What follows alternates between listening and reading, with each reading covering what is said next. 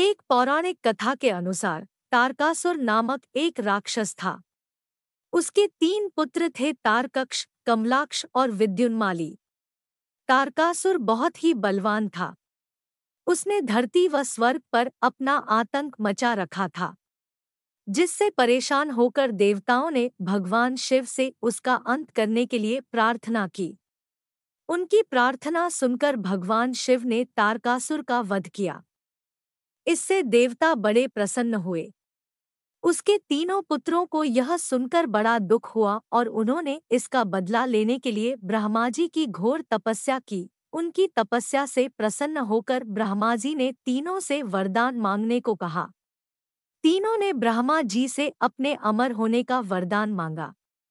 ब्रह्मा जी ने अमरता के अलावा कोई दूसरा वरदान मांगने को कहा। इसके बाद उन तीनों ने कुछ देर तक इस पर बहुत विचार किया और फिर ब्रह्मा जी से कहा, आप 3 अलग-अलग नगरों का निर्माण करें, जिसमें सभी बैठकर पूरी पृथ्वी और आकाश में घूम सकें। 1000 साल बाद जब हम मिले तो हम तीनों के नगर मिलकर एक हो जाएं।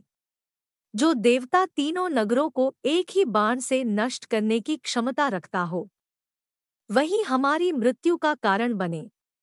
उन सबकी नज़र में यह एक असंभव कार्य था। उन्होंने उन्हें वह वरदान ब्रह्मा जी के निर्देशानुसार मैदानव ने उनके लिए 3 नगरों की स्थापना की। तारकक्ष के लिए सोने का, कमला के लिए चांदी का और विद्युन्माली के लिए लोहे का नगर बनाया गया। तीनों ने मिलकर तीनों लोकों पर अपना अधिकार जमा लिया। इंद्र देवता इन तीनों राक्षसों से बहुत भयभीत हुए और भगवान शंकर की शरण में गए।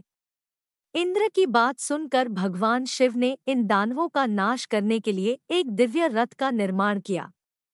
इस दिव्य रथ की हर एक चीज देवताओं से बनवाई गई थी। चंद्रमा और सूर्य से पहिए बने।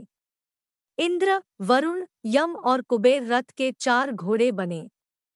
हिमालय धनुष बने और शेषनाग प्रत्यंचा बने। भगवान शिव खुद बाण बने और बाण की नोक अग्निदेव स्वयं बने। इस दिव्य रथ पर भगवान शिव स्वयं सवार हुए। देवताओं से बने इस रथ और तीनों भाइयों के बीच भयंकर युद्ध हुआ।